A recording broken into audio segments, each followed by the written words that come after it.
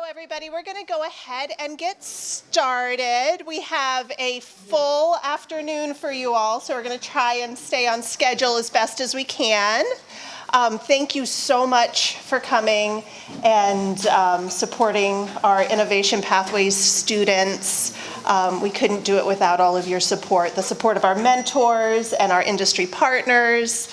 My name is Carrie Janegren. I am the career counselor, and I also co-teach the Capstone class. So I've had the pleasure of working with all of these students all year.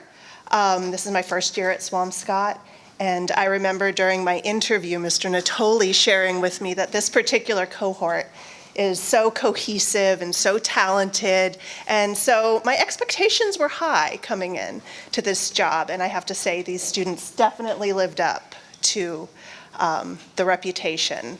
They're fantastic students, which you will see shortly. So I would like to introduce Mr. Natoli to start. If you want to come on up.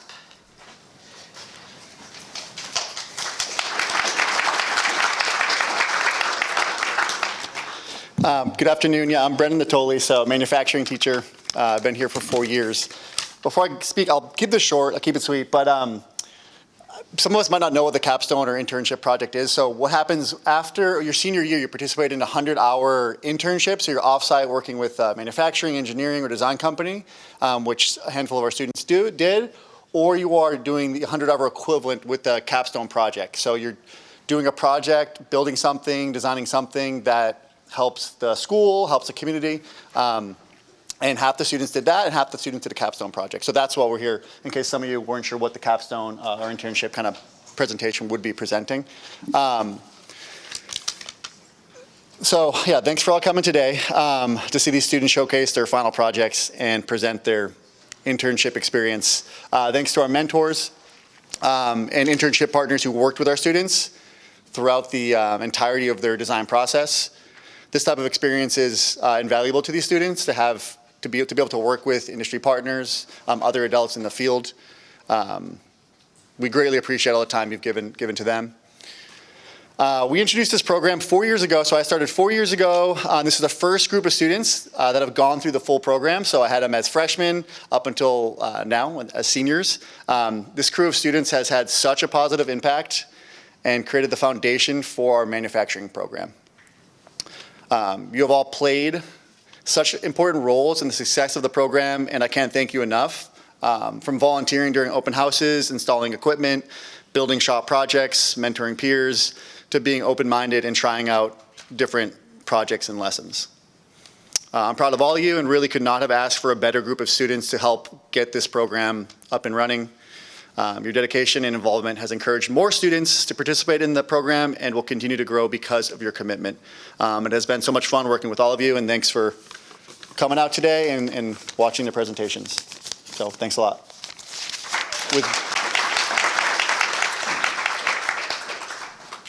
So we're going to get right into it. But first, I wanted to introduce our panel of judges. Just because this is part of the students' final grade, their presentations, we do have a panel of judges. We have Mr. Metaxatos here from Motive. We have Mr. Anderson here.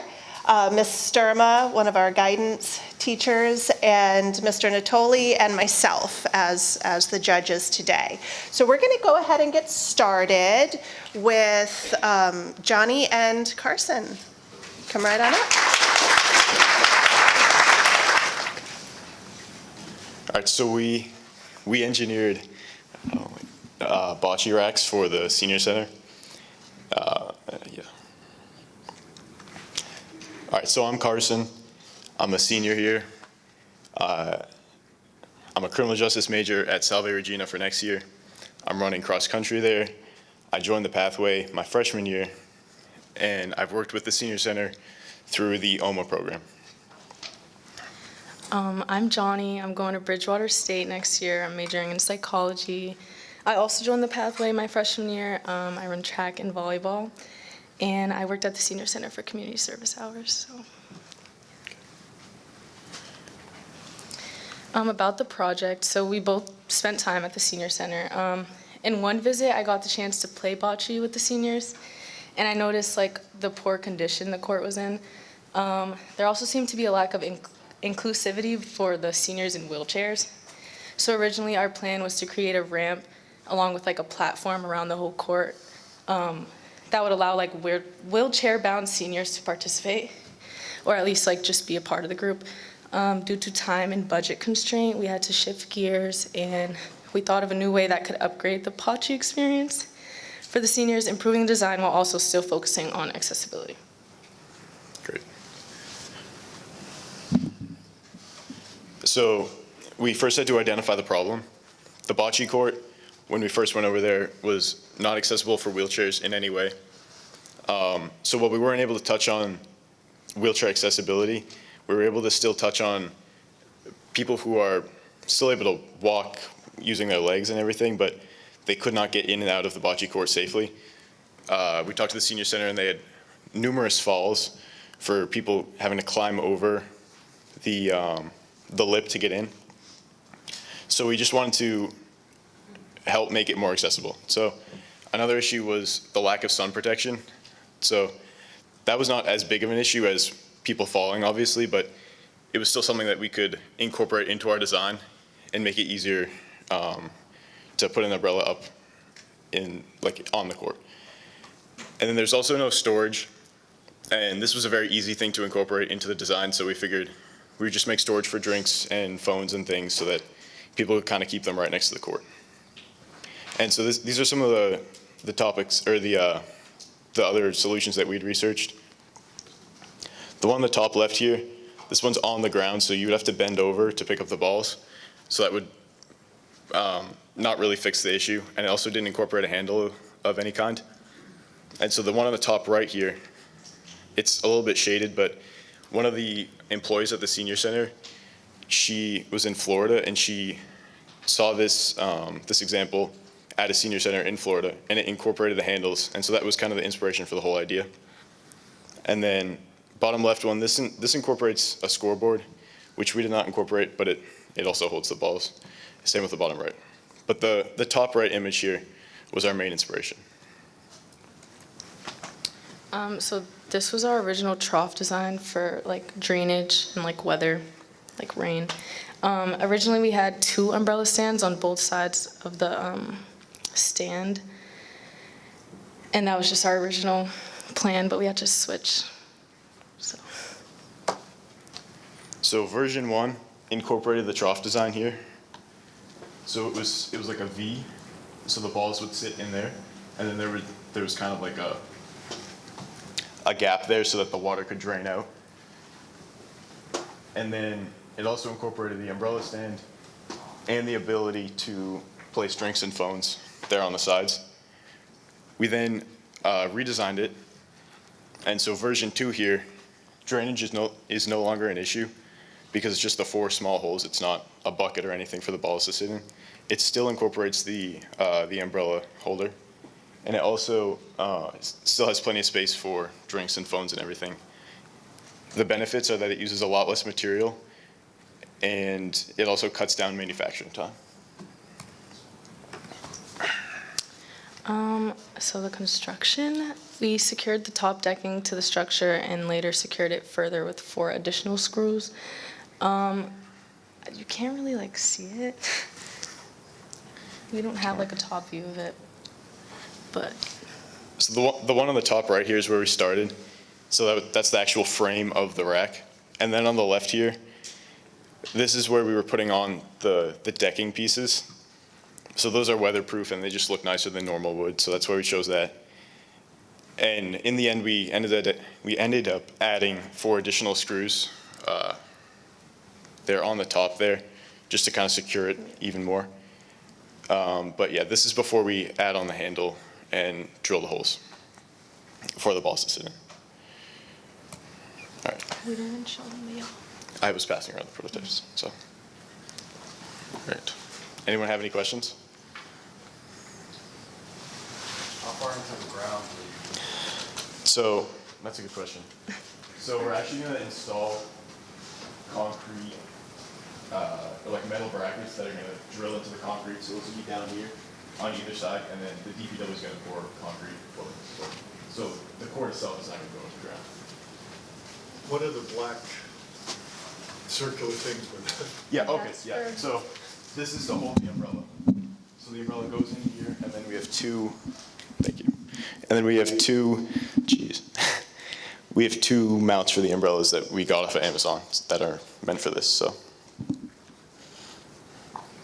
What was the feedback from your customer? They're very happy with it. We haven't installed any yet. We have to wait for the DPW, but they're very happy with them. There are 4. So a bocce rack or a bocce game needs 8 balls, and they can play like 2 games at once there. So each one holds 4 balls. Okay. Any other questions? Timmy? How long did each one take for you to build? I think, so the frame, once we figured out the process and everything, I think we could do the frame in like 8 minutes, and then getting the decking on top was kind of like an additional 8 minutes, right around there. But so it's a very, yeah, you could easily build 2 in a class period and everything, getting all the materials cut. It ended up taking longer, especially for the first one, just because we didn't know what we were doing, but yeah. All right. Oh. Yes. So now that you've gone through the whole process, what's one thing that didn't go well, and what's one thing that did go well? So one thing that did go well, I'm not gonna go and try and stress test it right now, but it's very, very strong. So like you could sit on the edge there because we added those 4 additional screws. The decking is really on there. And even just like shaking it side to side, we also added the support across the bottom. So one thing that didn't go well is it was not very sturdy at first, and then we were able to reiterate the design there and increase the integrity of it. So this was through testing, through iteration Correct. testing, right? Yep. So we had already had what we thought was the final product, and then we just made it stronger. What skills that you had the last 3 years, like were you able to implement? Just like kind of the general knowledge of all the machines. We both have been here since day one, so all the machines and stuff, like we knew how to use that. So we were able to. And we like didn't. on-shape. Right, that was a big thing. Do you want to talk about? Yeah, I don't know. On-shape is like how we design it like online. So that was very helpful. The little prototypes that we have being passed around. Yeah, that was very helpful. So we can like see it come to life before we even started. And yeah. So on-shape, and then just the general knowledge of the tools in the shop. So we didn't have to spend time learning tools that we should already know. All right. Thank you, guys. Yeah, of course. Thank you. Thank you. Good job. Yeah, we can put that back.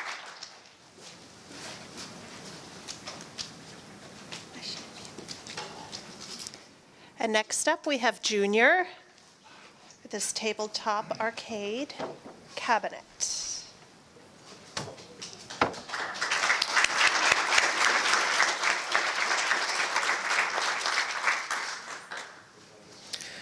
Good morning, everyone. How are you? All right. I'm Quintino Santos Jr., and I'm going to be presenting my bar top arcade cabinet. My mentor was Mr. Anderson. I'm an 18-year-old high school student, and I come from Dorchester, Boston. I'm a soon-to-be sailor. That's a little bit about me. And I started off by looking at what others have made, since I'm designing a project that it's pretty well researched upon. Yeah. These are some 2 images where I thought I wanted to go. When I first started, I leaned into making a full-size arcade cabinet, but as I went on, I realized I didn't really need to take up as much space. My vision for my future project was I wanted it to have curved sides. I wanted two players to play, and I wanted it to be comfortable to use. And some things I was worried about was the material costs, how I was gonna wire and power this, and staying within budget. This is everything all the main components that I have to power everything and make everything work. The thing in the center there is my power supply. I'm gonna be pulling power from the wall to get everything going. The LED lights and the marquee of the arcade cabinet over there was so I could display different titles while other people's play, or while different games play, so we don't have like one stagnant title going. And this is gonna be what runs the games. That's the Raspberry Pi Model 3B+. And the image in the bottom right corner is my K1000C LED controller, and that's what is going to display or control the lights. These are the models I started with, and as you can see, I went for something really big in the beginning, which I kind of regret doing since I spent a lot of time on that. And then as I went on to later models, I kind of sized things down. And once I got to my final model, I started getting things around other dimensions of the monitors that I have and making sure I have enough space to fit buttons. Something to note with the later model is I had the control board, which is where all the buttons are, too high, and so it was uncomfortable to use when you're sitting down, or even a little uncomfortable since it would be around your chest area while you're standing up to use it. So I lowered that, and now I don't have to worry about having a monitor mounting system since I could have the monitor stand on its stand.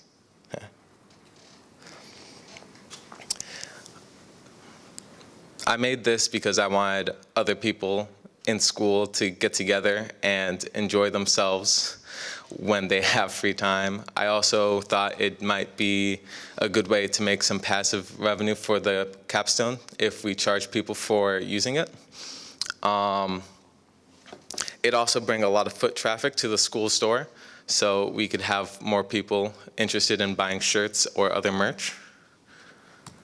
And these are some games that I was going to have on the arcade. Any questions? You showed 4 versions there. Can you step us through the 4 versions? Were you working on all 4 at the same time? Or did you start with one and then realize that wasn't going to work and advance on to the second one? I started with the version 1 here, this big one, and that was, I stopped leaning in the full-size cabinets because I don't really need, with what I'm using, the Raspberry Pi, it's like this big. And I don't need all this space, so I decided to find something that's smaller, which led me into bar top arcades. And so my second version of a model was just to get a rough idea of what I wanted. And then I started working more into the third dimension with the third version. And then with my first version, there's a step between there where, like I said, I had the control board too high, so it was uncomfortable to use. And the fourth version is also where I started getting measurements for what I'm going to be putting in there, so the screen doesn't look out of place, or the buttons actually fit inside the sockets. And when the control board was too high, I needed to focus on finding a way to get the monitor floating inside the cabinet because the stand wouldn't be long enough to hold it up. And so I don't have to worry about that now since I'm using less material, and it's just going to be more intuitive to use, it's going to be easier to keep things in place. Yeah. All right. Thank you.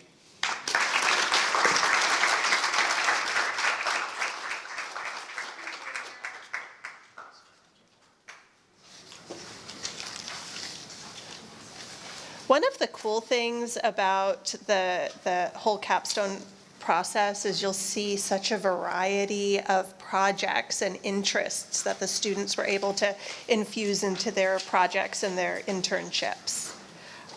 We have Drew and Molly up next.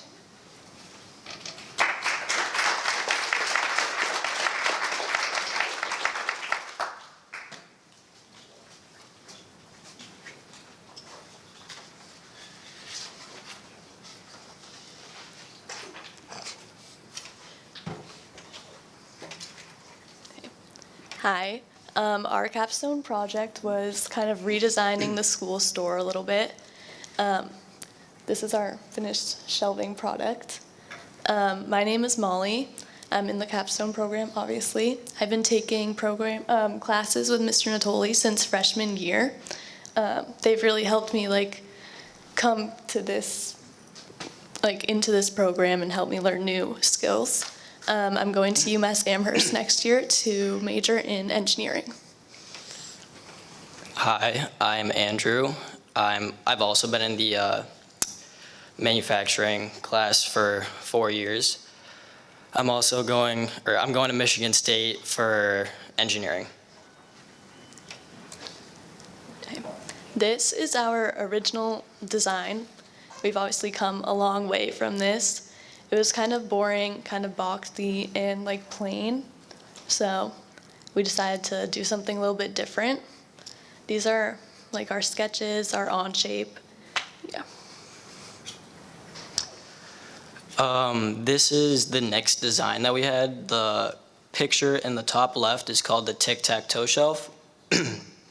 And it's exactly how it looks.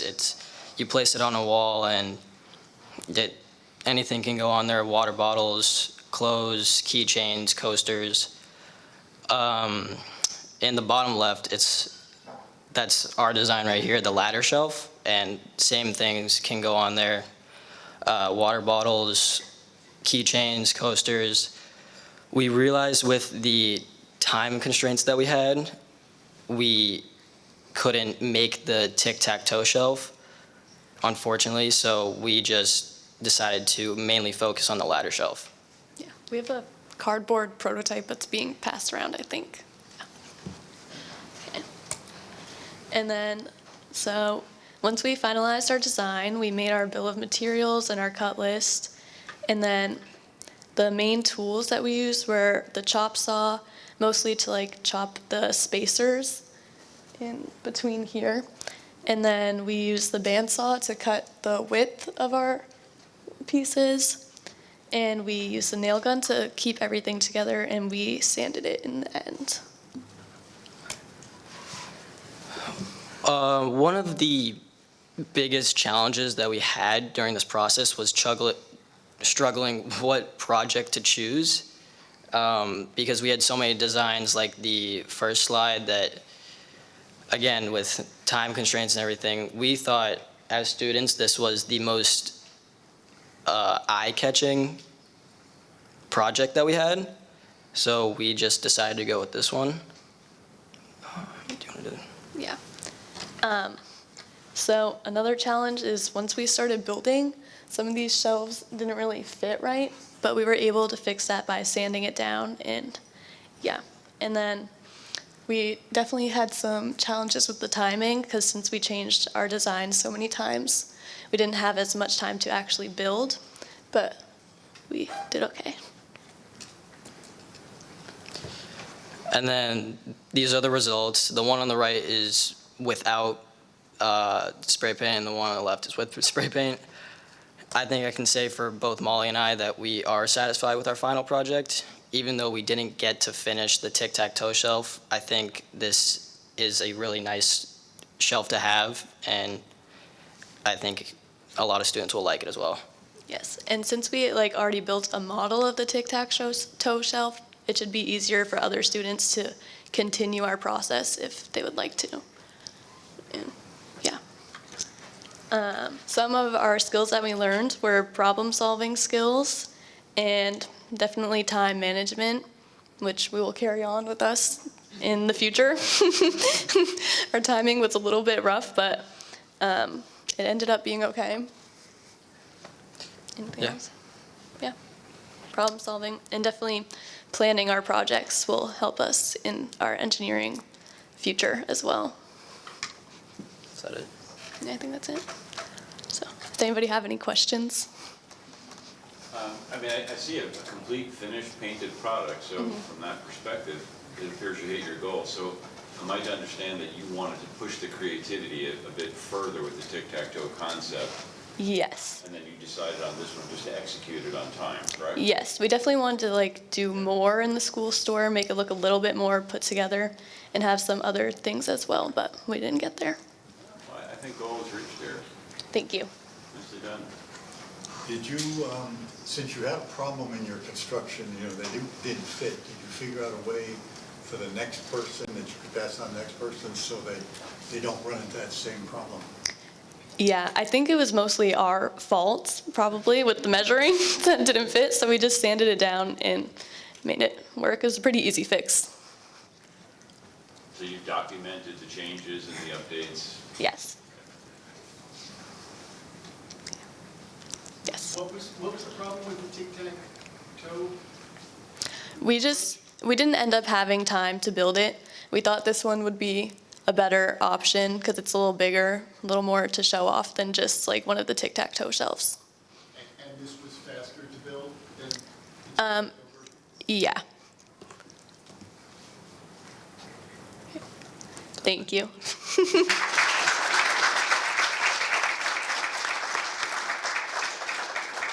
Thank you, Molly and Drew. Next up, we have Jeremy and Timmy, please. Oh.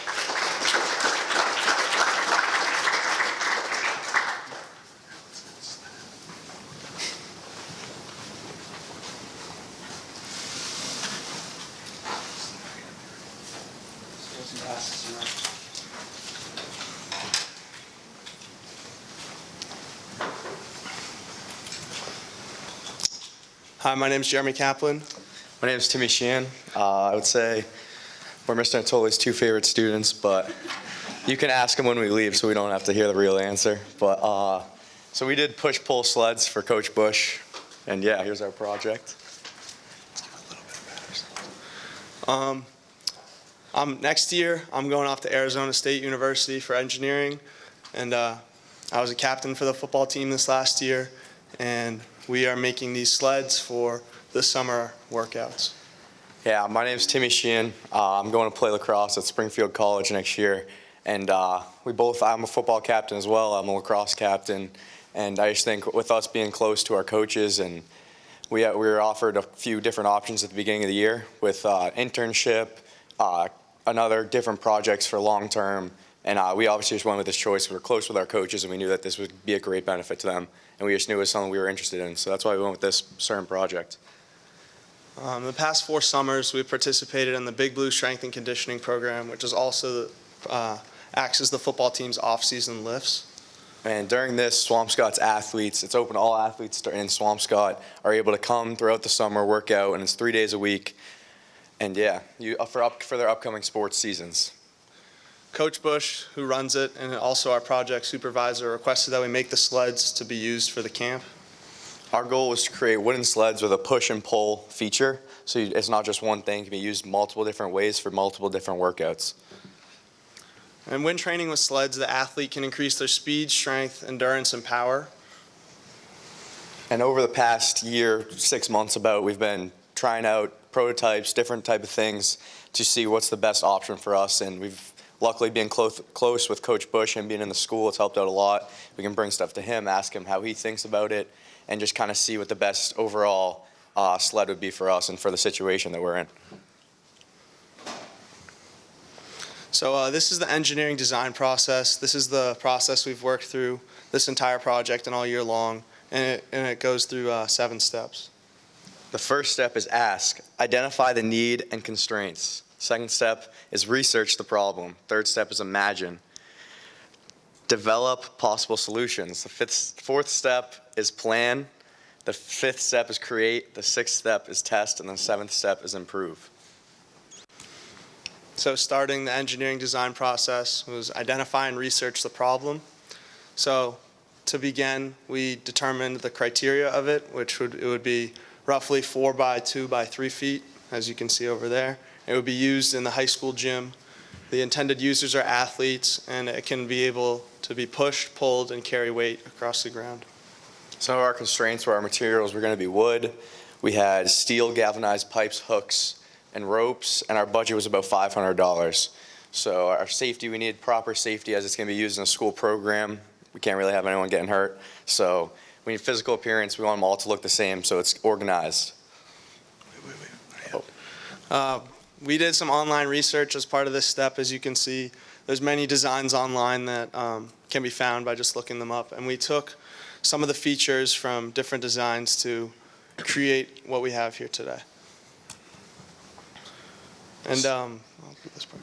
Last year, myself and 2 other students created the first version of the sled, which is in the top right.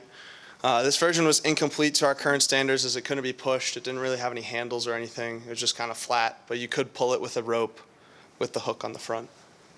Next. No, talk about that. So then this down low, these 2 sketches are some of our first ideas what we had. And so we wanted to add a push option as the last sled was only a pull option.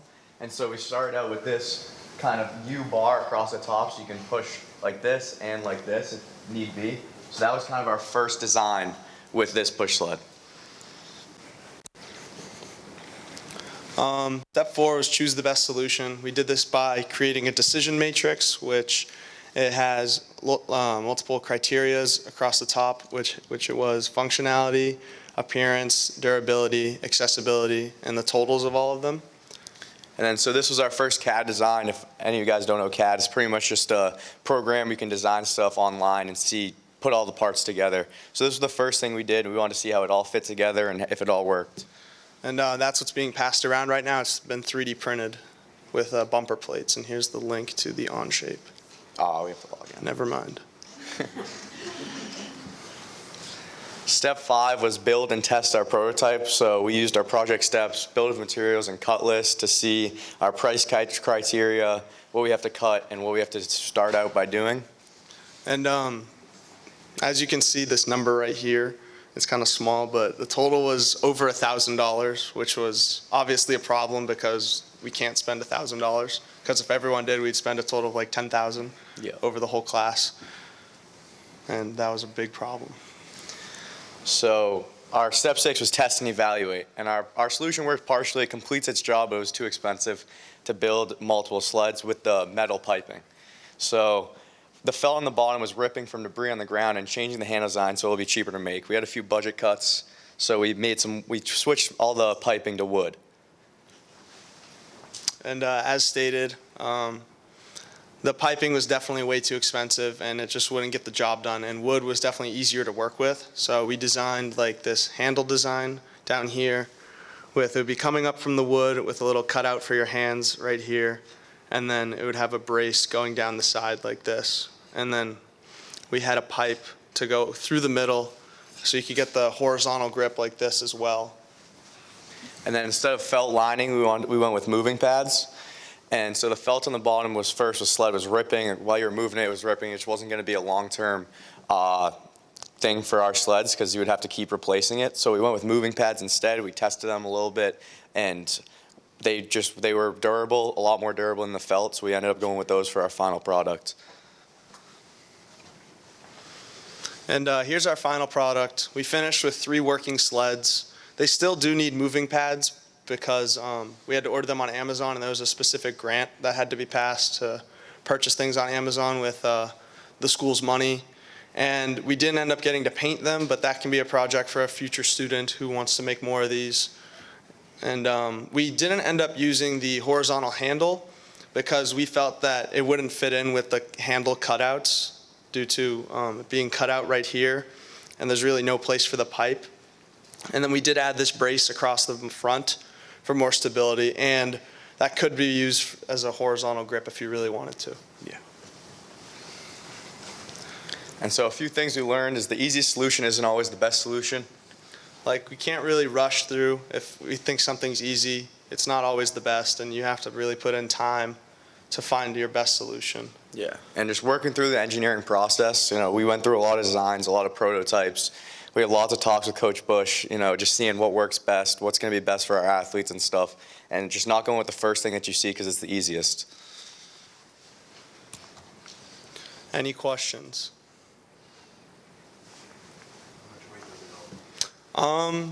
As much as you want, to be honest. Yeah, you could just stack up bumper plates on that pipe. We have put both me and Jeremy on the sled and pushed it, so nothing's happened yet. That's a solid amount of weight right there. So if anyone's pushing more than that, then it's a good athlete right there. We'll build one for them.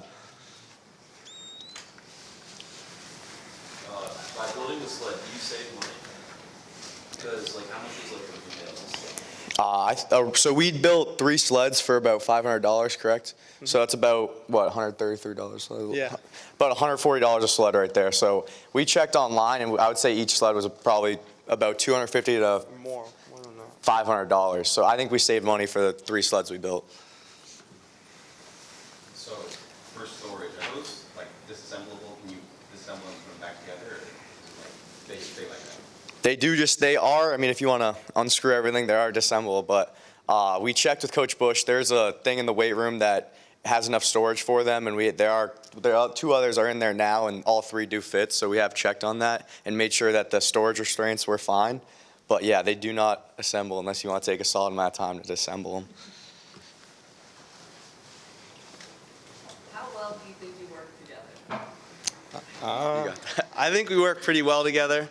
To be honest, there was times we weren't as productive as we could have been, but we did do the things we had to do, so we got everything done. Thank you, guys. Thank you.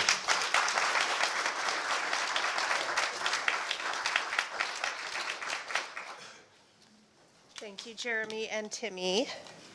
We're just going to do a slight shift and have Thomas and Anna come up and present their presentation. I'm Thomas Mello. I've lived in Swampscott most of my life. I've always loved the outdoors and building things, and this project was able to work with both of those. And I've been a part of the innovation pathway for 4 years, just like all these other students. It's given me some great opportunities to take CAD classes at local community colleges and whatnot, and definitely I was able to use all my skills that I've learned in the past 4 years to complete this project. So the criteria that we had was size, location, usage, and design. So this is what we had to think about when designing these bat boxes. And our project was a little different because we needed to meet these criteria for the bats. Otherwise, they might not be inhabited, and then this would all kind of be for nothing. So we've met with bat experts, the Swampscott Conservancy, read a ton online about it to make sure that we were doing what the bats needed. Yeah, and then we did have some constraints as well. So obviously we have a set budget for this project. We had the opportunity to get a grant from the Swampscott Conservancy, so that would be $500, which is a huge help, obviously, when you're purchasing materials. And then also, we just had to make sure that everything was properly attached and that we had the right location as well. So for example, that led to us building the posts on the back. And then we also needed to make sure that we just knew information about the bats in the area. So for example, the bats that live in this area, they're called little brown bats. They are very small, so we definitely wanted to build multi-chamber bat boxes that could house a lot of these bats and really tailor the project to the area where we are building it. So yeah, that just like what Anna was saying, ties into our research on how the bats benefit the community. Obviously, they eat tons of mosquitoes, which is great, and they also help increase biodiversity by being in our ecosystems. Again, we can help encourage people to engage with the wildlife and understand the wildlife within our community. And to meet these specific requirements for the bats in our area, we used plans that are already available on the Mass Department of Fish and Game website, and then we kind of adapted those once we ran into some issues later down the line. And then there's also the question of how are we going to build the boxes, how are we going to sell them, and how are we going to install them? And so in terms of building, we did end up going the approach of CNCing the parts on our CNC, so machining the parts rather than cutting them out in more of a traditional woodshop way. And then we also had to think about, are we selling the bat boxes? So now we have a plan to work with the Swampscott Conservancy to sell some of the boxes at a farmer's market. So that was another question.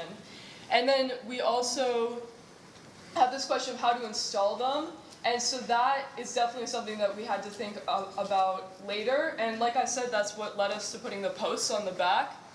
And then there's also the question of social media outreach. So we might end up having the Swampscott Conservancy work with us to do a little bit more media outreach as we're ending this project now. So here again are the things that we used to ensure that we're meeting the standards that the Little Brown Bat requires. We used a variety of links from homeowners' guides to specific designs to other things on how to meet the requirements for the bats. The main thing that we realized was making sure that the placement, it needs to be on a post or side of garage or building. It can't be on a tree because the branches interfere with it and it allows predators to get to the box. Along with that, making sure that we use caulking as sealant to make sure there's no drafts or anything bad like that getting into the box. And then we have a little... we just have some other designs. We have some pictures of other designs right here. And like I said, so this is a multi-chamber bat box. That means that there are, on the bottom, there are multiple different layers. It's really hard to see from here, but if the prototype gets passed around, you will see the different layers. So that means that there are multiple different layers, there are multiple different partitions that were placed in order to allow bats to live on each layer. And then we did have some experience building the bat boxes, but it was from middle school, so we were building single chamber bat boxes, which yes, they're easier to build, but they can't house as many bats. So we did end up going with the multi-chamber design, and then we also went with the slanted roof design as well. So you can see that right there. That's another example of a multi-chamber bat box with a slanted roof. And some other things you can look at here are these two up here use netting instead of grooves. We opted to use grooves because we have access to the CNC machine and table saw, which is what the bats use the grooves to get up into the bat box and then to actually hang once they're inside of it. So these were, again, making sure that we meet these bat requirements. We met with bat experts to understand what bats are in our area. This is a photo of a little brown bat. We've already gone over the common mistakes of improper location or drafts within the box that would affect the bats. And then we met with our mentor and the Swampscott Conservancy to, again, ensure 100% accuracy when building this. So I can introduce our thumbnail sketches. So even before we got to doing anything on the computer, we did do some initial sketches of what we were thinking the bat box would look like when it was done and the ideas we had for the bat box. So as you can see, we have the basic structure. We have a picture of the single chamber, which you can see on your left. And then on the right, we have a drawing of the multi-chamber. And then as you can see, we also drew out all the different parts. And this was before we went on to Onshape and created computer-aided models of all of these parts as well. So this is just one part of the design process. And this is more just us experimenting with the Swampscott Conservancy logo in the middle, down in the corner, and what the different kind of landing platforms look like for the bats. This is a mind map that we made because obviously there was the Conservancy outreach, the material, and a couple other things that we had to consider when making these. This was our decision matrix. As previously seen with some other projects, the highest score something could get was a 4. So we decided that a multi-chamber made out of cedar would be the best option. We ended up using a multi-chamber out of pine to do quantity over quality in the end, because the more bat boxes we have, the higher chance of inhabitancy of 1. So that's what we're going for here. So here is our Onshape design. This is, I'm sure it's been thrown around a lot, CAD, and we designed all the panels. Each one of these is pieces that we then CNC'd or cut out. In here, this is how the bats hang inside of the boxes. And this was kind of the backbone of our project to be always able to look back and see what the exact dimensions are and what the requirements are when we were actually constructing these. And then we also used the 3D printer to make our initial prototype, which I believe has been passed around. And so you can see how this one is made out of filament rather than cardboard or wood, like the final design is made out of. And so our first prototype, as you can see, it doesn't have this overhang piece at the bottom where the bats can crawl up into the bat box. And so that was an issue we ran into because we realized we didn't include that in the design. And then our second time we printed it, we included these missing features, and then we designed the front panels to be removable so that we could see how the inside of the bat box should look, which gives us a better idea of what we should do for a finished product when we're building the actual bat box, when we're building something like this. And when you get the little models, you can actually take the front panels off and put them right back on. And you can see what it looks like on the inside with these ventilation holes and whatnot. So this is our bill of materials. We knew we had 500 from the Conservancy and give or take 100 from the Innovations Pathway. So it's nothing crazy. It's just what we needed, and we kept it to $67 per unit. And when you look online on Amazon and stuff, they're around $40 to $50 for a 2-chamber or single-chamber design. So the fact that we have 4 chambers in this for around $70 is a very fair price. And then in terms of project steps, so we had to adapt the plans that were included by the Massachusetts Department of Fish and Wildlife.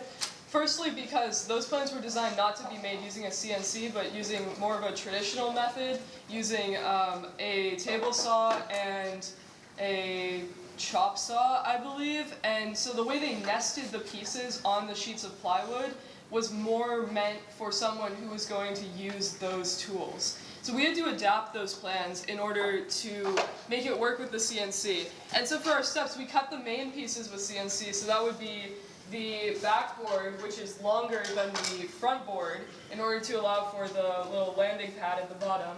And then the front boards, the smaller board right here that allows for the ventilation right here, and then as well as the multiple partitions inside. There are 3 partitions inside of each bat box. So we had to cut all those pieces, and then we also had to cut the grooves. And so cutting the grooves, there's an idea of cutting the grooves using a table saw, or you could do it on the CNC. And so that's another example of how we had to kind of choose between traditional method versus something using computer-aided design, for example. We had to add a darker stain, and we actually ended up adding that stain to the front. As you can see, this has kind of a color to it. It's not just the color of plywood.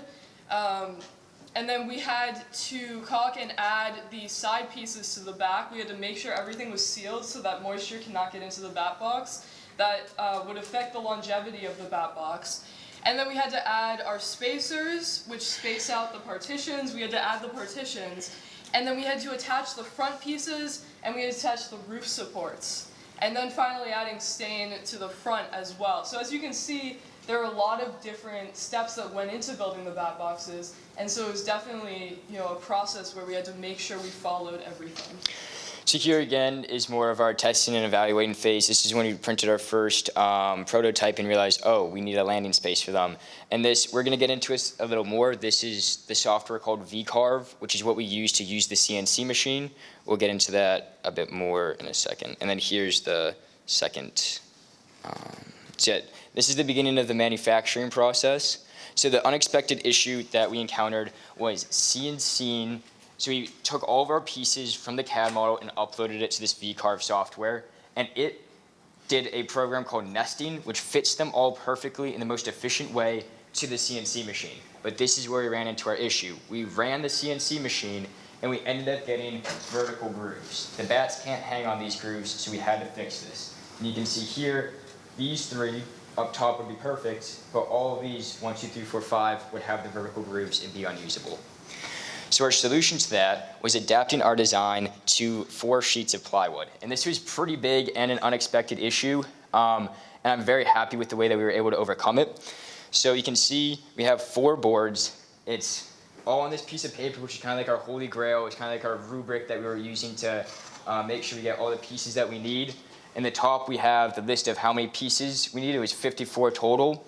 And then on each sheet, or each piece of plywood, we would cut it into thirds and then split those thirds into the size, whether it's a long board or a back board, a middle board, front board upper, or front board lower. And that's how we overcame the issue with the CNC grooves. And then in terms of construction, I think we just went over this. We have the backboard, and then the middle boards, as well as the front board, upper and lower. We have the spacers, we have the roof.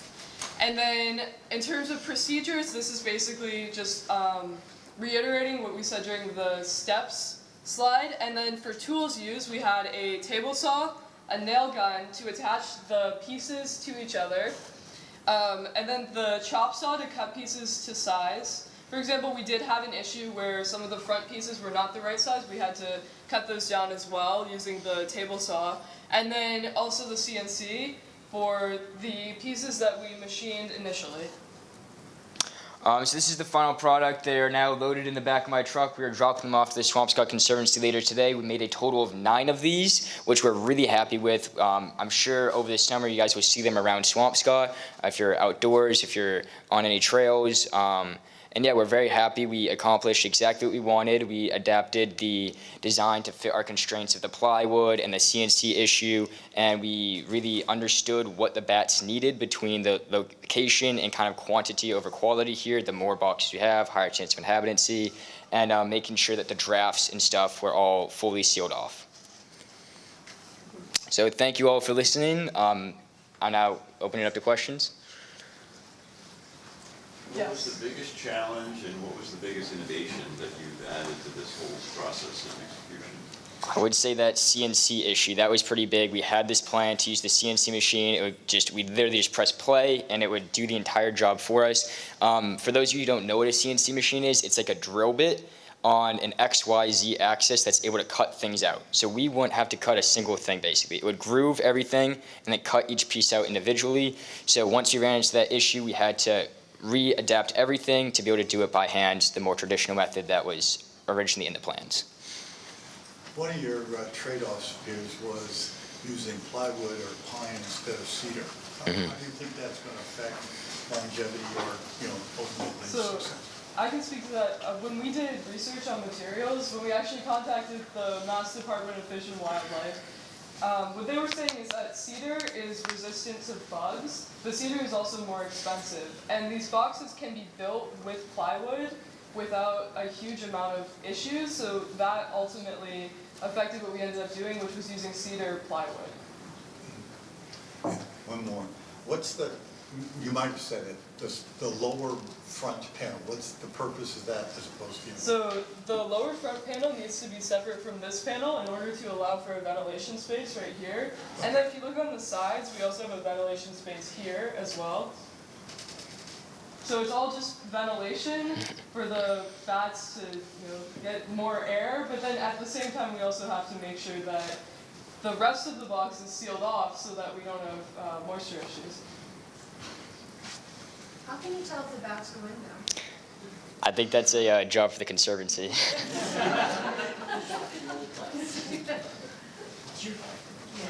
So how long do you expect the box to last? I can speak. So the bat boxes are normally supposed to last, I believe, up to 10 years, but it can take multiple years for the bats to move in, which is why we want to really make sure that the boxes are very durable and able to last for the amount of time that it takes for the bats just to move in. So. Yes. How did you get the pictures and logo on the front? That was all laser cut. So we cut the front upper and lower, and then we put it in the laser bed. We uploaded the Swampscott Conservancy onto Onshape. We then uploaded that file to the laser software, and then just press play and just laser engraved it. And yeah.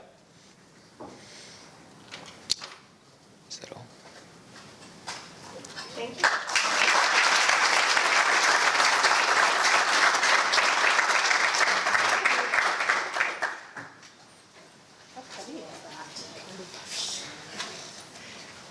Thank you, Anna and Thomas. Next up, we have Noah with his laptop stand.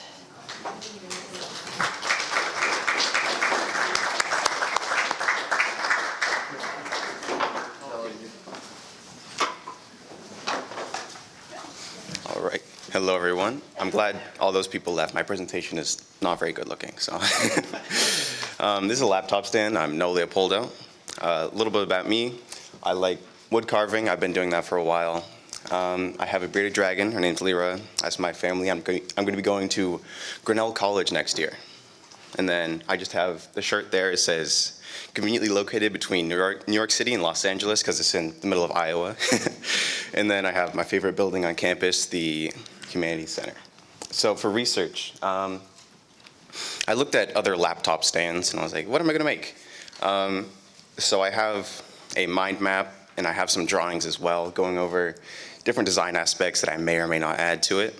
And I finally decided on, so on the drawings here, you have two arms. You have like there's the base, you have an arm there and an arm there, and you have like the actual stand. I ended up going with just one arm for ease of manufacture, and also just because it's going to be more stable. You don't really need to have two, it's just kind of cooler, but I didn't want to do that. And so for narrowing down, I also have my decision matrix. You have like a no arm design where it's kind of just, it's fixed. Essentially a one arm design and a two arm design. It's ranged between 1 and 4. And then I had my CAD model using Onshape, which is pretty much the final design I went with. And then for planning to build, what materials am I going to use? I ended up going with plywood. We already had it in the shop, so we didn't need to buy anything new. And for tools, I used almost entirely the CNC to cut everything out. And then for finishing, I used a router table, putting roundovers, make it look nice, as Mr. Natoli really wanted me to do, but which I did. It was worth it. And then for prototyping, I did 3D printing mostly. There's a small 3D printed model here. I didn't bring it. I think it's sitting at my house. I don't know where it is. And then for changes to the design, originally I just had it kind of flat on this part, and then Mr. Natoli suggested I add a space for sticky notes, pencils, storage, all that things. So it's a lot of space down there, and you can fit all that there. I added that. And then I was originally going to joint a piece here, because the laptop, it sits right there, so you need something to prevent it from sliding off. And originally I was going to joint on a full piece across here, and I ended up going with just like this, a sleek piece of wood there. It works just as well, and it's less work for me. Then results, it's good. It's holding a larger laptop there. I'm happy with it. Mr. Natoli, if you want one, you can make one. I think I'm going to be taking that one. It's nice. The steps are very easy. So, yeah, that's my laptop stand. Thank you. Any questions, sir? All right. Great. Oh, sorry. I wasn't looking. Pausing. Can you Yeah. change the angle and how do you lock Yes, it? yes. So for changing the angle, you just move it, right? And then for locking in place, there are 4 bolts with the nut is embedded into the arm, so you only need to turn this part here. You can use a wrench, or you could just cut another one of these, use like a wooden one essentially. That adjusts the tightness, so once you set it the tightness you want, you can just move it. It's easy. Yes. What would you say is the biggest innovation you've added? I think making it out of wood and also being easy to adjust to the same range of motion as like a lot of the metal ones that I've seen is probably the biggest thing, right? It can be made in-house. It looks nice, in my opinion. And I would say that's the biggest thing. And also taking advantage of the fact that because this wood needs to be a certain thickness and not just having a plank of wood, but adding stuff inside of it and utilizing that space. Great, thank you. Yes. How did you decide on this as your project? I like to sit like wherever. I sit on the floor, sit in chairs, sit on tables. So having something that can like adjust the laptop like with where I'm sitting was helpful. So I wanted to do it. And I think it helped other students or teachers as well, because they sit at their desk all day. Yes? What part of the manufacturing class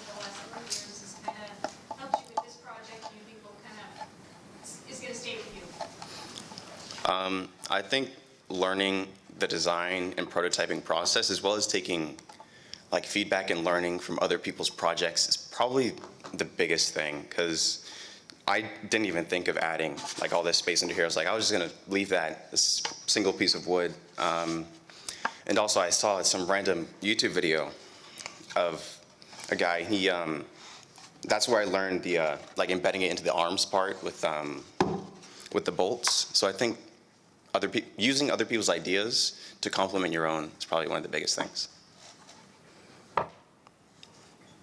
Oh, good. Oh, yes. Are you happy with the portability of this? Does it fold up enough that you can throw it in the backpack? Yeah, you could.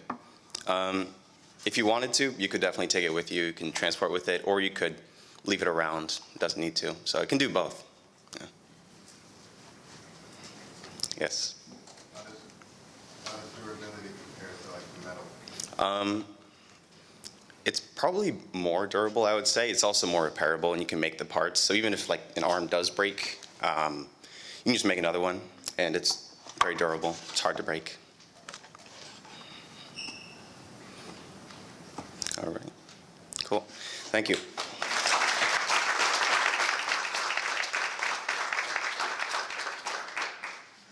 Thank you, Noah. Next up, we have Cece and her garden beds.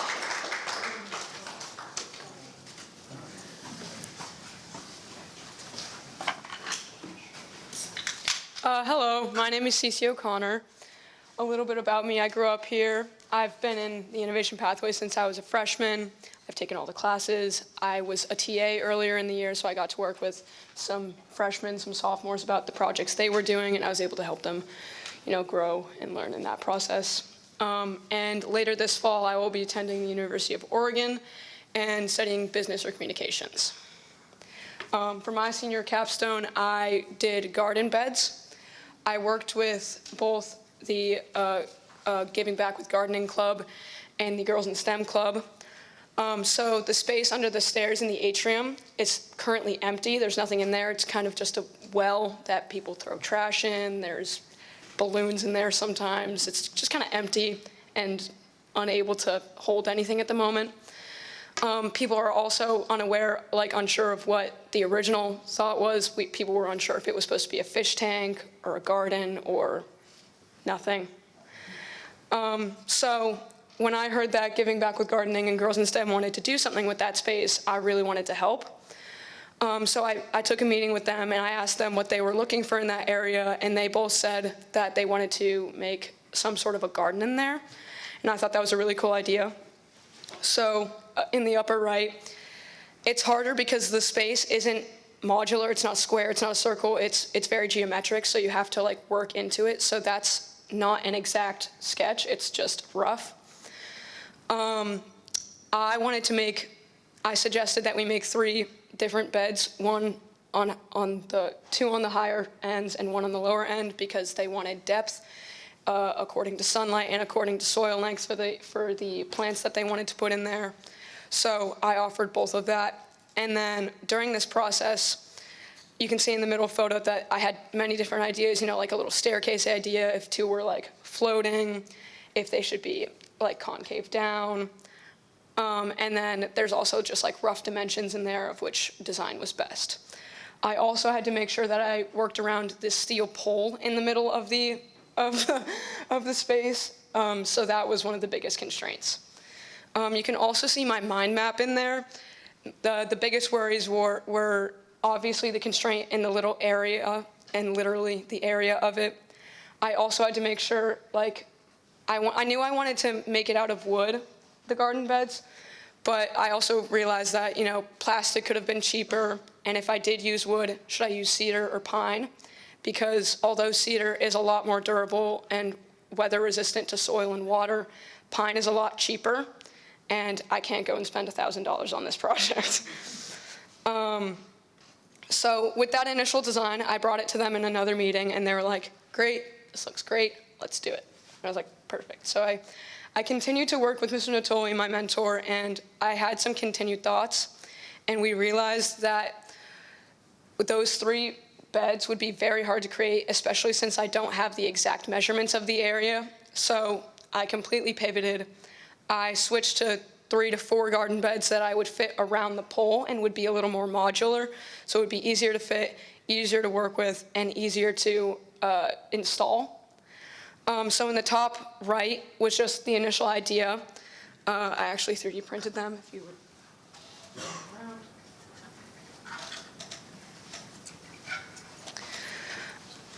And then in the upper right is kind of like a bird's eye view of the rough area downstairs and what the hexagonal garden beds would look like around the pool. And then in the bottom, just in the center, is a bird's eye view of my rough sketch. So I would cut out planks of wood at an angle, at a 30-degree angle, and then fit them together so you could connect them. One of the biggest things I had a problem with this design was that I wouldn't have a way to connect each piece at an angle. So I looked at many different things. I looked at angle brackets, so like, you know, those 90-degree angle brackets that you just put in your house, or even like a door hinge, something like that.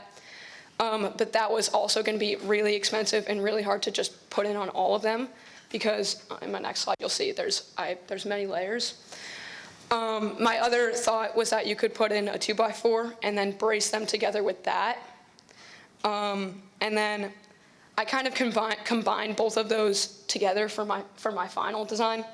So in my final design, I had 6 layers, 5 layers, 4 layers, and 3 layers. In the end, I ended up doing 4, 3, 2, 1, just because it was easier and it fit the time constraints better. One of the biggest problems I ran into is that once I finally cut all 6 pieces for one one shelf part, was that when I put them together on the ground, even without screwing them together, there was still a gap. So it didn't look like a perfect hexagon. There was a gap in between. And as confusing as that was, I pivoted in the moment, and I decided to overlap them and research ways to fit them together in a different way. This was also a lot easier, so the fact that you could screw them together without having to need a bracket or a brace in the corner, you could just screw them together with a butt joint with screws. And then I decided to add a 2x4 along the side for some stability. After all that, here's the final. I was unable to bring it up here. They are still sitting down in the shop. But as you can see, it's 4, 3, 2. You can fit them together. You can fit them around a pole. They're standing up. You could stack them so they could all be one length. And then there are braces in the middle. Some of the biggest things that I had a problem with was that some of the wood wasn't. It was sent to us unfinished. So some of the wood was warped. So I had to work with little gaps in the wood, little bends, to make sure that all the wood connected together solidly without any gaps. Initially, I did put down, I wanted to put a tarp in there because I did end up using pine, so it's less weather resistant to the soil and the water that will be put in there. I can still do that, but I just did not have enough time to put that in. I sent the results and the design to the clubs. They said that this looked perfect and that they liked this even better than the initial design. And then I will soon be handing these off to the art club so they can paint them, make them look pretty, and then we can finally install them into the space below. Any questions? Yes? You started with your customer, Yes. showing them one design, pivoted. Did you go back to them? I did. They said that they liked this even better because they wanted to, make sure that, if they change out plants or if they want to move it in the future because of sunlight or because of drainage, that they would be able to do that. Yes. What was your biggest surprise doing this? Surprise? The fact that I had to work in an area that I definitely thought I knew, but I definitely did not. Because I thought that space was so simple. It's just a space that I walk by every day, but it's a space that I'm actually unable to measure. So I had to work through that.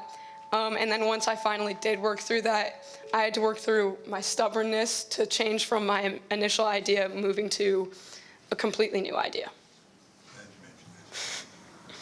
Any more questions? Yeah? It's not so much a question other than I think that using this space or seeing this space filled in is just, it's going to be beautiful, and the thought that there's going to be, green in there is going to clean the air and Yes. just great. We'll always think about the project and like the visions. Yeah, both clubs are excited, and I know that the school is really excited to see the space being used. Any more questions? Thank you.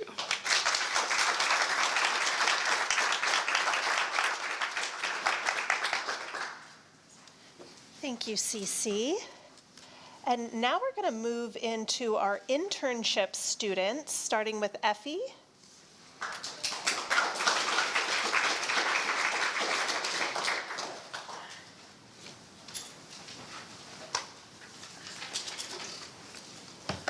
Hello, everyone. I am Effie Cobbett, and like just said, I did the internship rather than the capstone. For me personally, this was a matter of time. I wasn't able to be in the class, unfortunately, with everyone else in my cohort. I've been doing this program, like people have been saying, for the past 4 years. We were a little bit of the guinea pigs, and it was a bit of a bummer that I couldn't spend my last year with all of them.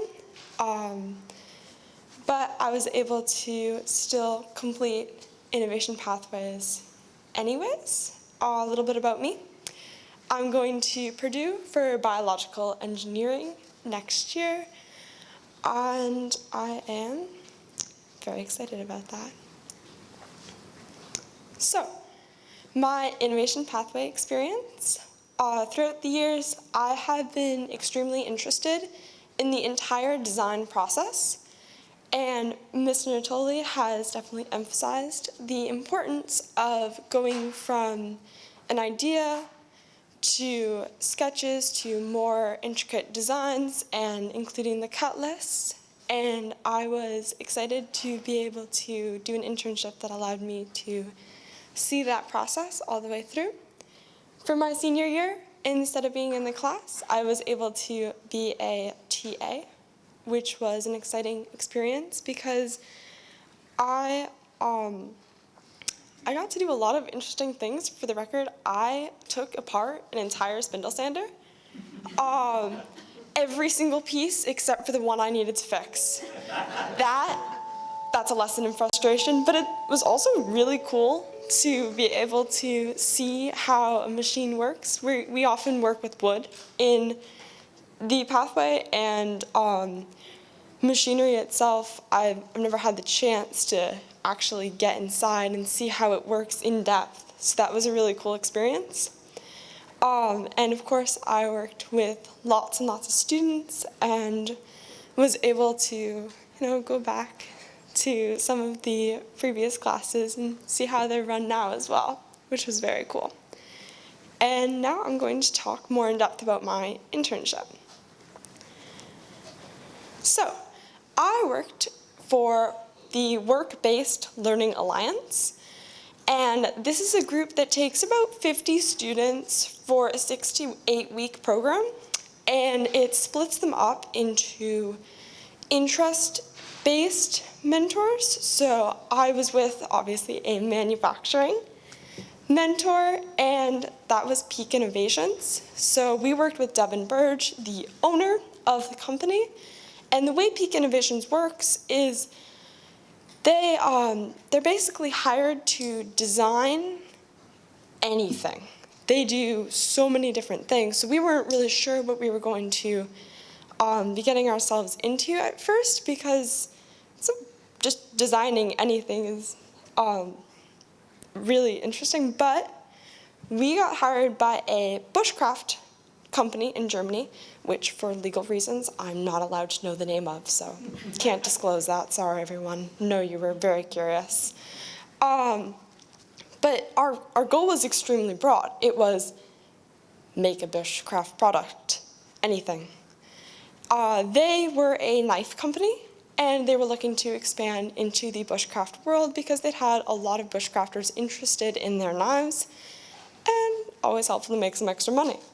So, throughout this 8-week virtual internship, I worked with an unfortunately dwindling number of fellow students. We started as a great team of 7, and we ended as still a strong enough group of 4. And this was our decision matrix, which was a tool that I now am in love with, not going to lie. I loved this process. This is a massive decision matrix. 2 lessons I took away from this. 1, I can use this for absolutely anything, and I'm going to. I used it for my college decision. Very helpful. And 2, if you're going to use a spreadsheet, please learn how to use the math function. Don't do everything by hand. I did all of that math. All of it. There's some funky numbers in there because we averaged out everyone's opinions on the number range each of these should get. So, another tool that we use, and I won't go through all of this with you, was a usability scenario versus failure analysis scenario, which I never really thought of before, but it was extremely vital in figuring out all of our flaws in some of the initial designs, as well as tips that we can give the manufacturers when they inevitably put this into production. Fingers crossed that they like it enough. And as you can see, this is a little bit confusing because I'm doing this. I promise, I will tell you what this is for in a second. But this will be used, this was used by us to go back and forth with our mentor, Devin Burge, to figure out what we need to fix in our designs, what we need to fix in our marketing strategy, what we needed to fix in our manufacturing process that we were going to send to him. So those were the tools and the process. We began with 5 or 6 ideas. These were the big ones. The sketches on the right, those 4, those ones are all mine. And the sketches on the left are some of my teammates, but I thought I should include them because they were big portions of some of the design ideas we were honestly, we almost chose a few of these. I'm going to talk about mine. So we have modular axes/hatchets all the way in the upper right corner. Now, this is a axe with a machete inside that you can fold. That way you are using a lot less space because in bushcraft, it is vital that you have everything in one place because you can only take so much when you're in the wilderness and unable to access any other tools. So a big portion of what we needed to keep in mind was space and also weight. And what better way than to put it all in one place instead? And on weight, the kitchenette, as I like to call it, this is a hobo stove, which I think is very fun to say. Basically, it is a metal hexagon with a bunch of holes cut out so you have protection from the wind and you can put your pots and pans on top. And then to the right of that, the hobo stove can be folded into a handy box to hold your plates and utensils. So the initial CAD designs shown here are, I did all of the ones that aren't in blue. And I was basically in charge of the spear design, the spearhead design for the most part, which is what we ended up choosing. A modular spear specifically. So if you look to your right, those are shafts which contain anything that the user chooses that is skinny enough to fit inside. These are things like life straws and rope and medical equipment, which are vital in the wilderness. The spearhead themselves are a little rudimentary because these were my initial thought processes. These are some more because they couldn't fit. These ones are fishing spearheads, for the record. The ones before them are more day-to-day anything type, but these ones were I made specifically to hunt fish. These were the final designs that I created. If you look to this one, this is hunting boar or large game. The big shafts are so that hopefully you're protected from those big scary animals that kind of want to hurt you a little bit, and you don't want to get hurt by them. So they get stuck right there. Then you have my finished fishing spear, which the hooks work much better. Your day-to-day spear, this one can even be taken off the handle and has its own dagger-like handle that can be used separately. This can also be used for wood carving, and a thrusting spear for smaller game. And these are the spears if they're put together in the end by the user. I'm just going to leave that up for 1 second. So I'm not going to go through this, but a big portion of the project was providing a manufacturing process. Because this was fully virtual, we were not in charge of making the actual products themselves, and we merely provided the means to do so. So along with the designs that I've shown you, these this is a cut list, but for metal essentially is what we sent off to them, and we had production plans like the one above for every single portion of the spear design. Also, an interesting portion of the manufacturing process that I never got to think about before this internship was a marketing plan. A marketing plan is the only way you're ever going to get your product actually out there and sold, and it's important to think about target audiences, like who is a bushcrafter nowadays, and what do they actually have access to, especially in Germany, or are they foreign buyers instead? So I'm not going to lie to all of you. I struggled a little bit with this internship. I may have overextended myself a little bit. It's 100 hours in 8 weeks, and I was really excited about this because I love CAD and I love designing and I love the process, like I said at the beginning. But I had never worked with a virtual team before.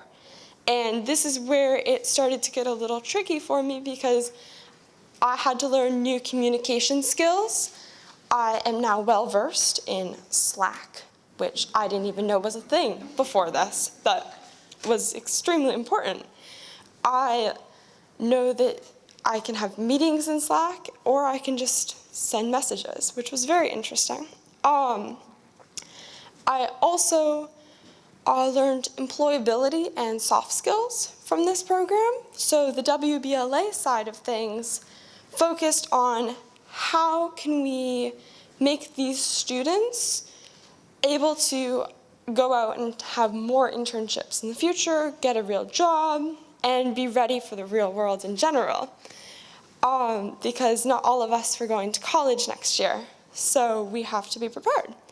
And we did lots of virtual meetings to prepare us some of them were extremely helpful, and some of them not so much, which is a lesson in itself that I believe was extremely important.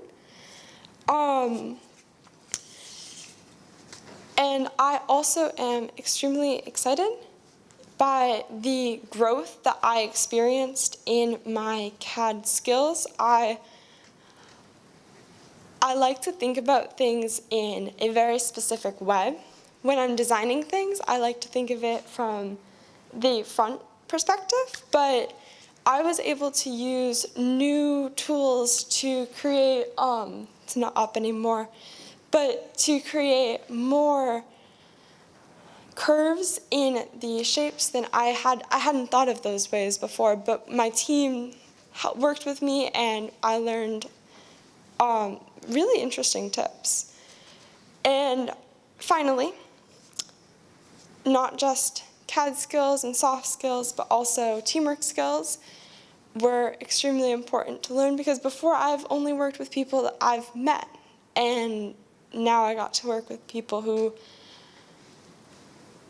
not always I could depend on and didn't have as many ways to interact with, but also people who surprised me, and I came back after 3 hours after a meeting and on to another meeting, and they'd done tons and tons of work.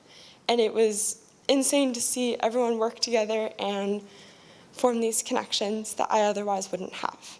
So it was a very positive experience overall, and I'm grateful to have it.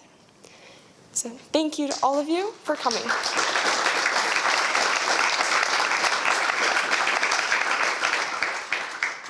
Does anyone have any questions? Did they give you a time frame on when they're going to make a decision? Since I'm not even allowed to know their name, I'm not even allowed to know that. It's kind of sad. I would really love to know if they chose to do it. That was something I regretted, not being able to work with the actual company that would use our product. I had to go with the middleman, so I don't know. Has this experience scared you from working remotely? Yes.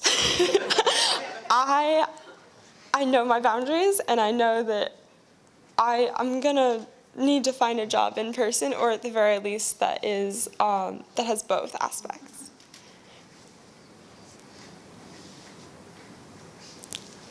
I just want to say I remember hearing about this at the beginning and now seeing it at the end. It's really interesting to see and hear your growth and that you're able to reflect on that. So good for you. Cheer. All set?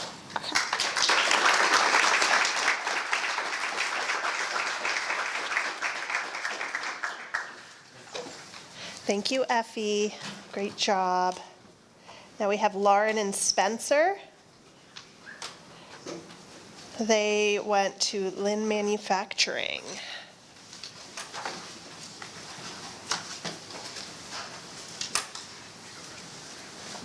All right. So my name is Lauren Fahey. I've been in the pathway for 4 years now. I'm going to RPI next year to study mechanical engineering, and I worked with...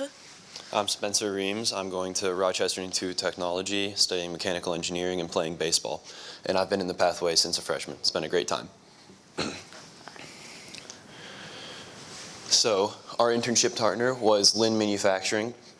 They are a high-temperature insulation company that specializes in water jet vacuum forming, lamination, casting, and more processes for creating all types of insulation. They make a lot of custom that can withstand temperatures up to 3,000 degrees Fahrenheit. All right, and these are our mentors that we worked with. David, it was our mentor for our first part of the project, where we were creating renders for Amazon products for them. And then Charlie and Eric have been our main mentors for the second part of our project, where we are currently working to redesign their industrial shredder. Okay, so our first project is the baffle boards. And the project overview was we were tasked with creating professional grade renders of 6 of their products, which were either baffle boards or ceramic blankets that were going to be put on their Amazon page. So we had to get the product, measure it, recreate it in SolidWorks, which is an industry standard CAD program. We had to add accurate textures and colorings to the materials, and then we had to render it in a program called SolidWorks Visualize, which puts like natural lighting on the project, and it essentially generates pictures that look photorealistic, as if you took them in real life without the product actually existing. And our biggest challenges with creating these renders was just the new process of learning how to use SolidWorks Visualize. As with using SolidWorks, we've had experience with using CAD in the past through Onshape, and we were also able to ask our mentors for help with certain things in the CAD that are new to us. But with SolidWorks Visualize, since we had a newer version of SolidWorks than our mentors do, we had to use a new program that they don't have because they used to be able to just render it in directly from SolidWorks. We had to download a separate program, SolidWorks Visualize, and learn all of how to use that in order to actually render it. So there was a lot of messing around with certain settings to figure out what made certain things look correct, what looked incredibly wrong. I now have tons of pictures of just settings on my phone for all of the different settings. Oh, I have like 40. If you scroll up through our text chain. Oh yeah, it's great. All right, and then our current project that we're still working on is the ceramic blanket shredder. And an overview of that is at Lynn Manufacturing, they have this shredder, which when they create these Super Bowl blankets for selling products, they cut them out on the water jet, but that does leave them with certain amounts of just extra Super Bowl that can't be recut into the right shape. So it ends up getting shredded to use for a different product.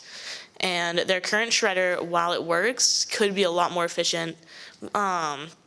So some of the things that we were asked to improve upon it is either increasing the speed, efficiency, or both, improving the dust collection, improving the safety for the user, and incorporating a variable frequency drive, which would allow one to change the speeds of the motors without having to take apart the gearbox.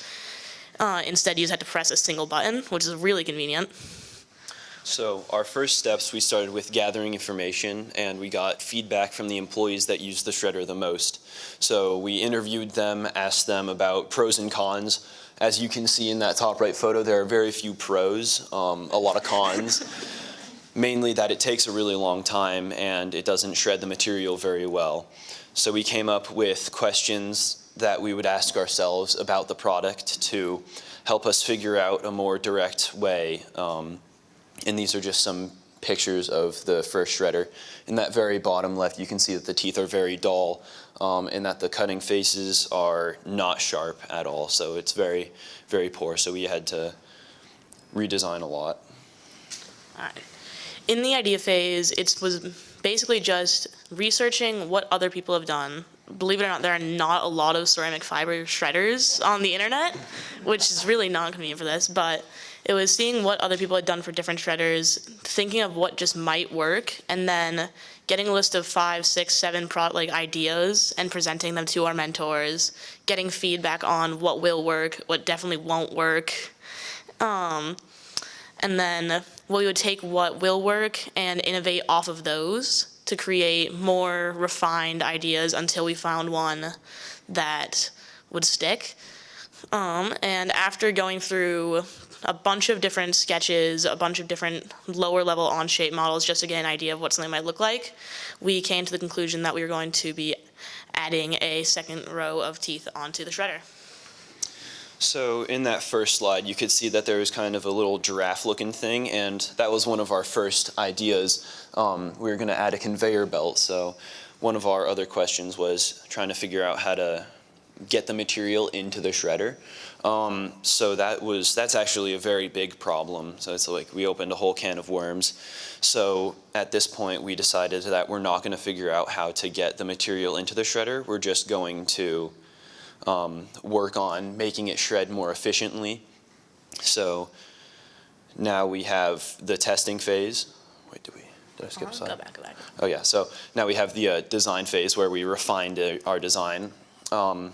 This is called a 2-shaft shredder here. So we have those bottom 2 circles represent the original teeth, and then that top circle is a set of larger teeth which would cut the blanket into smaller chunks that make it easier to shred for the bottom teeth.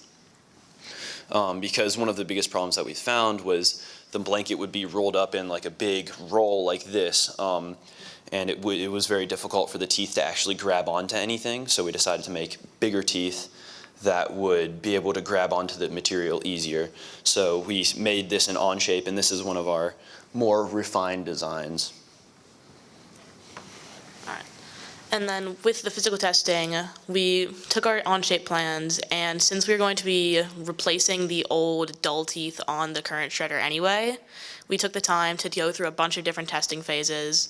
So the first thing we did was just mess around with the orientation of the gears. If you look at the top left image, you'll see that they kind of almost make a, they make like a square shape, and when they're spinning, they'll kind of close towards the middle, which we believe will, in contrast to their previous orientation of it, it will help to kind of make sure that the shredder actually grabs something instead of having something just kind of flopping around on top of the gears or teeth. And then after that, we worked on our ideas for what the top row might look like. We started by trying to think about if we were to do much thicker teeth. The current teeth for the bottom are 1/2 an inch thick. So we messed around with we put like 2 or 3 next to each other to replicate a tooth that's 1.5 inches thick, and found that that did a really good job grabbing onto the blanket. However, it wasn't going to be very cost efficient or just material efficient because it would be very, very heavy, which wasn't good. And something that one of our mentors recommended that we tried and we liked a lot was spacing out the teeth more. So in that bottom right image, you can see that instead of having just a tooth and a spacer, there would be 1 tooth on either side, followed by 4 spacers we found to be the best amount to get the correct size that we want. And it would do a really good job grabbing onto the blanket as well as reducing the amount of weight that would be on that bar. Because of that, there should be around the same amount of weight or less even weight on the upper shaft than there would be on the current lower ones, which is perfect because that means lower center of mass and the shredder won't collapse. Yeah, so it sounds like we've streamlined this process, but this has taken a long time. One of our biggest challenges was just our inexperience with working with industrial machinery. So trying to figure out how to design a machine that would be efficient in shredding a material that we're not well versed with. It's a very niche material that has a lot of weird properties. And then kind of having that inexperience of just not really knowing what to do in certain situations was definitely the most challenging bit. But we have some next steps. So everyone else's internship is finishing, but we actually were able to get hired by the company for the summer. So in order to finish our project. So if you would like to talk about the next steps a little bit more.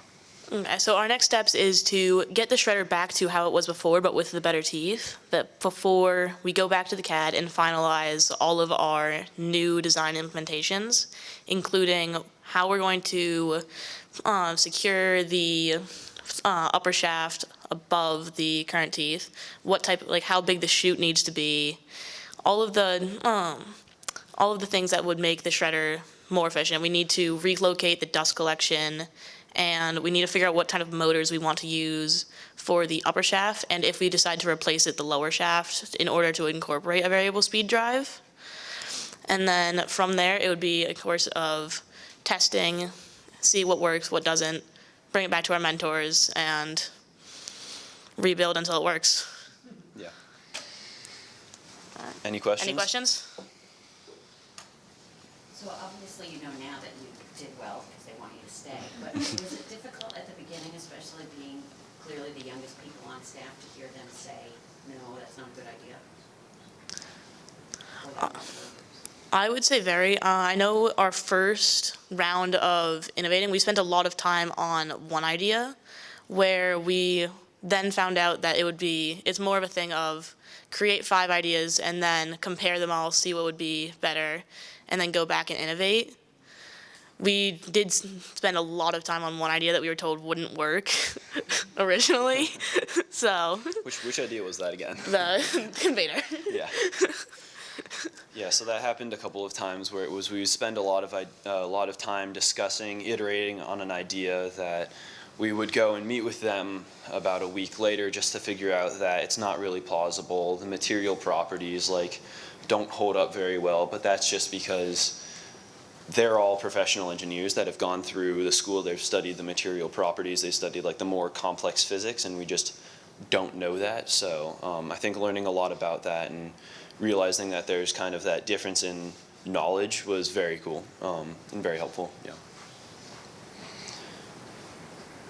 What did you learn about the experience of being on site and interacting and all that in terms of kind of what you want to do in the future? I would say just the aspect of knowing that other people in the same field are working directly with you. You can ask any of them for help always is really convenient. We've been working a lot with the shop lead, his name's Mike, and he's helped us with mainly taking apart the shredder. We had to angle grind a bearing off because it was very stuck, but being able to work with people that specialize in certain areas that you just need help with and being able to ask them for help has been incredible. Yeah, like I knew collaboration was important, but I figured it would just be kind of collaboration between Lauren and I, and then going and meeting with Charlie and Eric, our mentors, but I didn't realize how much people like Mike and other employees working on the shop floor, how helpful they would be with their feedback from the shredder, with their help with machinery, with tools, even just like handling the material itself. So they've been incredibly helpful, and I didn't realize how much of like a family essentially it is, because you have all these different experiences of people working in all the different areas. So yeah, I think collaboration and that level of collaboration was something that I didn't really know before. How did you find the difference between working with, the engineers versus people on the floor? Talk about that a little bit. Yeah, so I really love that fact. So I'm also in the robotics club, so I get to work with my hands and do CAD, use CAD a lot there as well, but actually using it in a job and seeing that's a position that's possible, I really, really enjoy that. So being able to go and design something on the computer, use some high-level CAD software, use some high-level rendering software, and then being able to go down into the shop and experiment on it, get my hands dirty, break some stuff. It's great, yeah. So I love that aspect.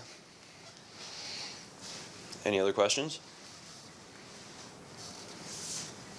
Thank you. Thank you.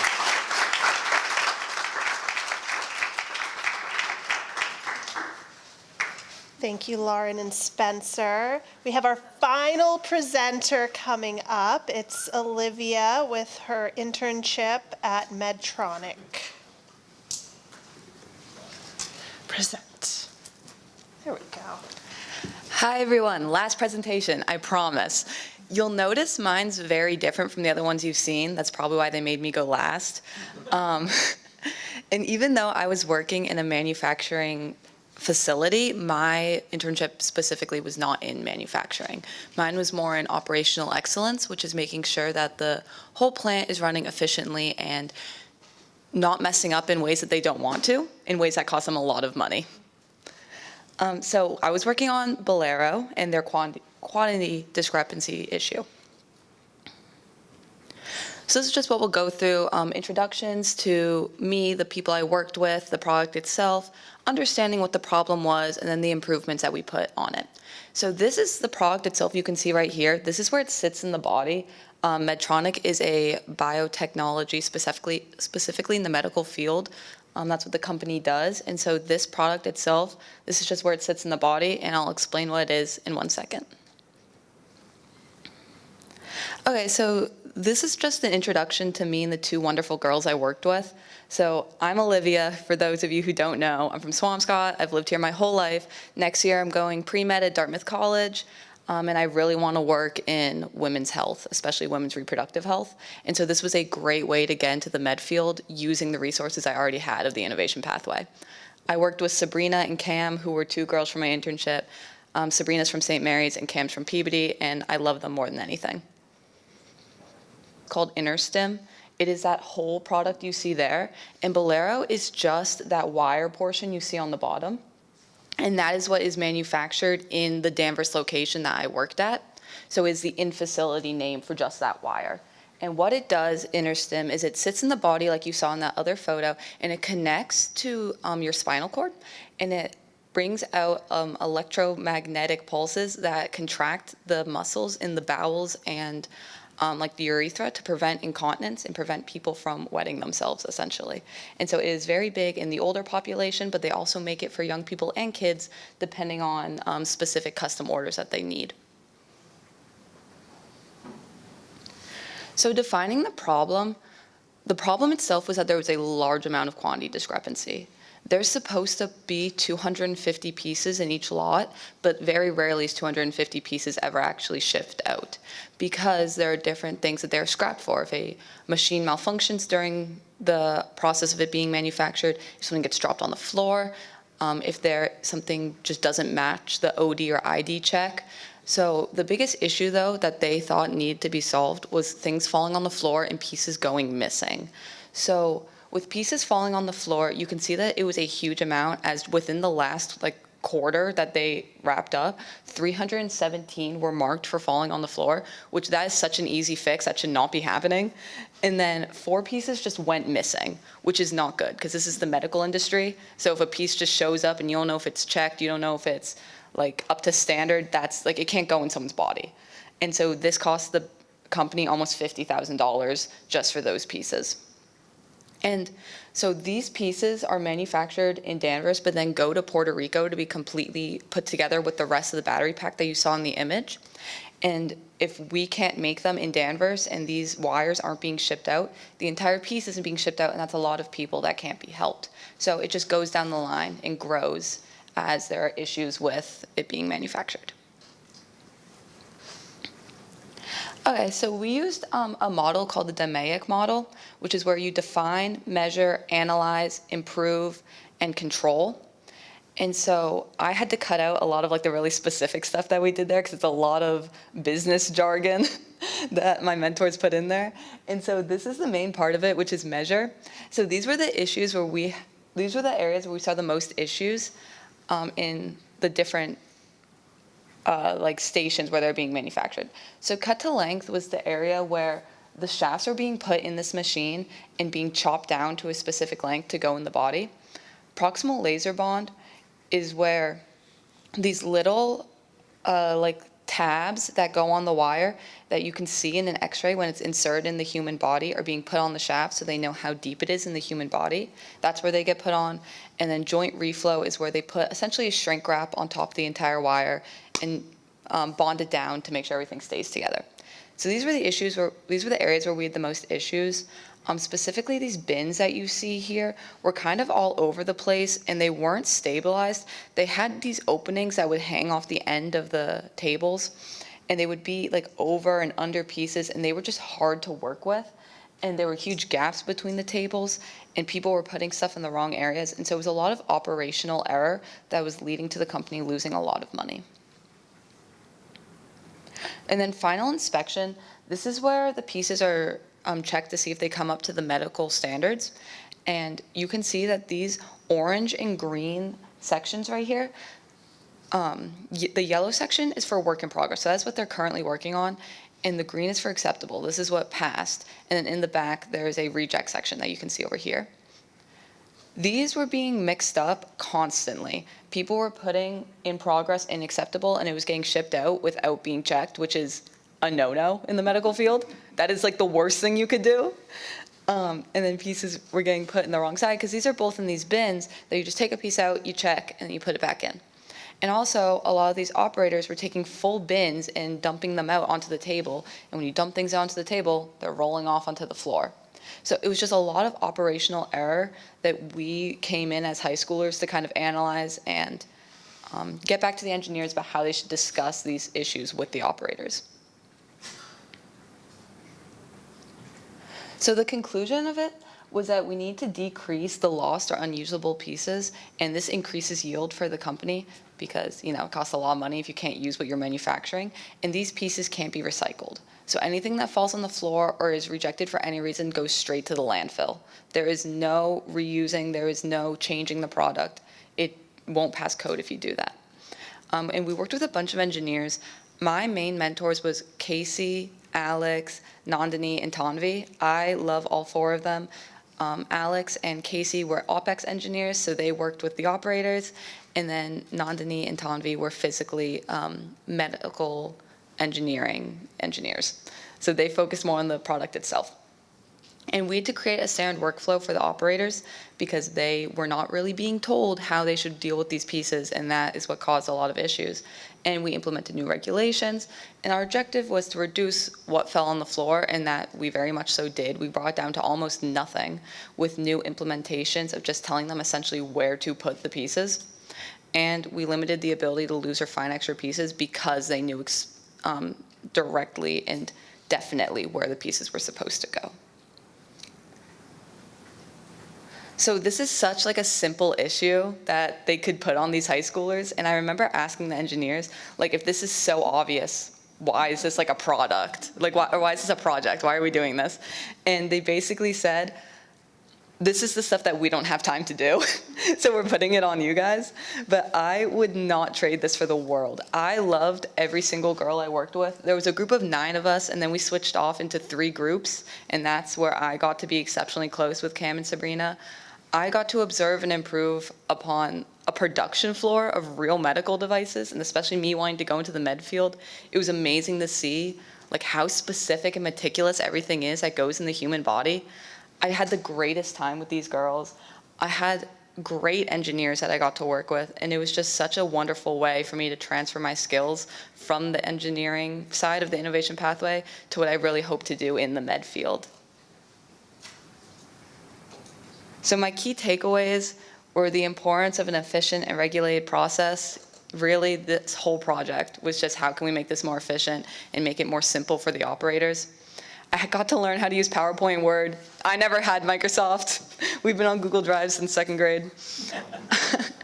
I learned my networking and observational skills. I spent a lot of time on the floor, gowned and smocked up, just watching and observing and getting to ask the operators a lot of questions that I loved. And interpersonal communication and workflow, because when you're working with other people, like Effie said, you have to be able to convey your ideas and make sure that people are listening to each other. So that was huge. Thank you so much. Any questions? Any questions for me?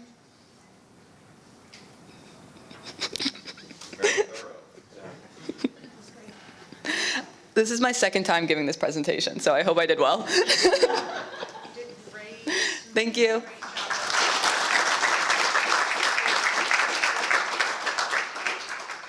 Oh, everybody can breathe. Everybody can breathe. So thank you guys so much for coming and for supporting our students. I hope that you're as impressed with them and their projects as I am. I came in to this not really knowing much about manufacturing, and just seeing what the kids are able to do and accomplish and complete, it blew my mind. So I'm glad that they had an opportunity to share that with you all.